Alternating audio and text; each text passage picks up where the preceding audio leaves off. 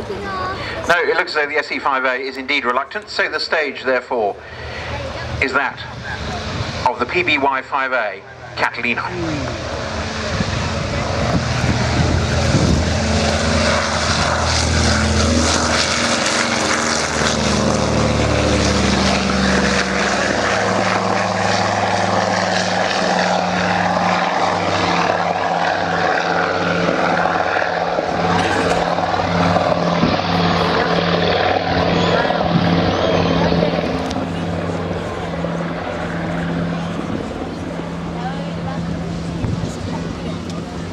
Come on, Mum.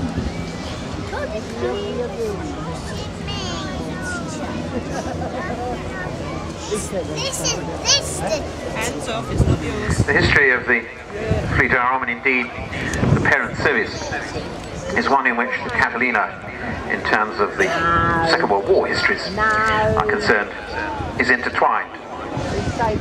One of the most important roles for the Royal Navy during the Second World War was to keep this country in business by keeping the convoy routes open, in particular, of course, against the U-boats, and too against the longer-ranging maritime patrol aircraft of the Luftwaffe, in particular the Focke-Wulf FW-200, the Condor.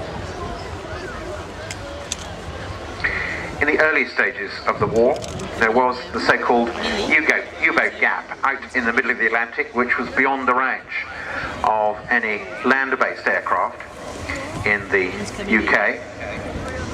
And so the concept of the Hurricat, or the catapult-armed merchantman, was introduced.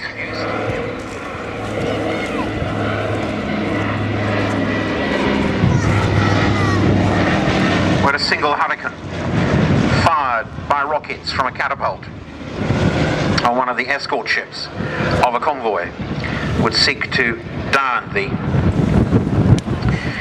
FW-200 before it could report on a convoy's presence and indeed potentially either bomb the convoy and or aid the U-boats.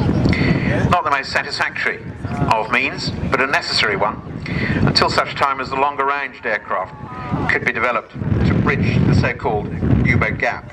Aircraft that served both with the United States Army Air Force at the time and the United States Navy, and indeed in particular with Coastal Command of the Royal Air Force. The two key ones both came from the same design stable, consolidated. One of them was the B-24 Liberator, the other was this, the PBY-5, the Catalina. Both had in common high aspect ratio wings, giving them long range, long endurance, and indeed a considerable weapons carrying ability too. And they helped turn the tide against the U-boats. It's because it was pointless keeping the base open for 3 jets. Here it comes up from behind you.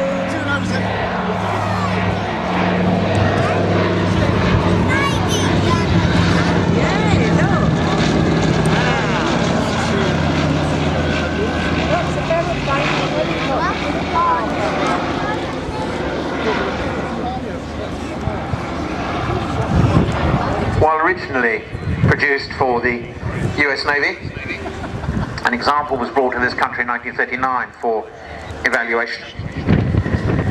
50 were ordered by the Air Ministry at the outbreak of war, but by the end of the Second World War, some 578 had been delivered to the RAF.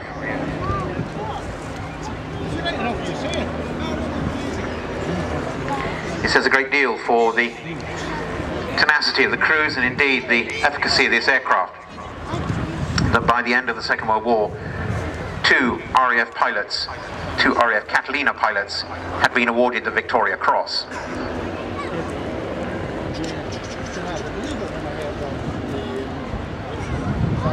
Here it comes, Arthur. Nice one.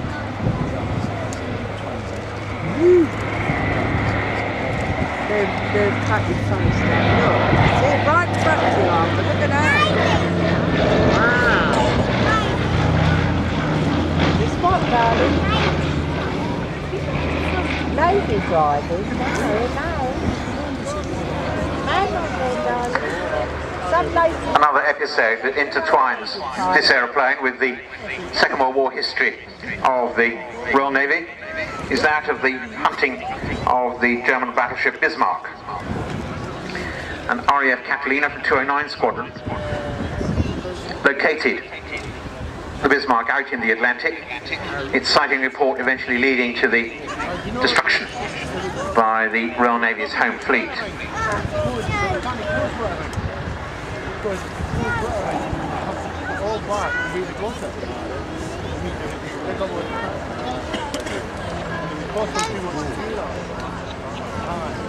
Simon, come here.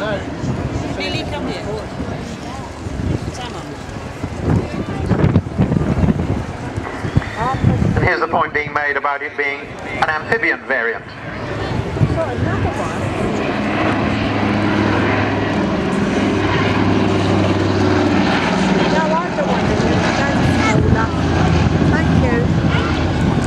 In fact, this aircraft wears the colours of a former United States 8th Army Air Force Catalina, in other words, one stationed in this country during the Second World War, used in the rescue role. Helicopters are going up again. Can you see the helicopters? One of the most famous episodes, however, of the Catalina's exploits on this side of the Atlantic in particular is that of the former flying officer John Cruikshank, one of those two to be awarded the VC. He pressed home an attack on a U-boat and was hit in 72 places by pieces of flak.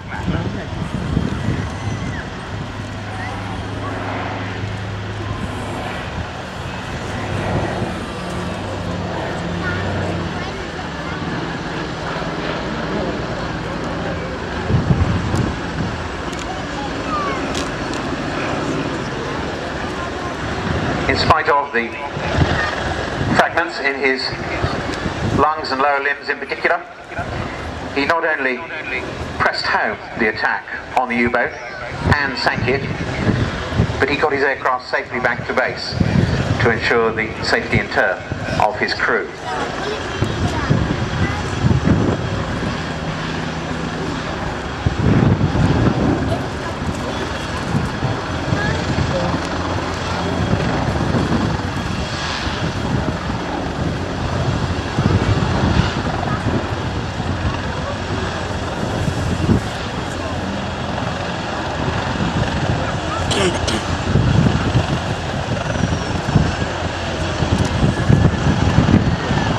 This particular aircraft is kept aloft by the Catalina Society at Duxford in Cambridgeshire, part of the Imperial War Museum, but one that plays host to a lot of preserved airworthy aircraft. And so, like another one that we shall see a little later on, depends very much on donations and volunteer support to keep it as here in the air.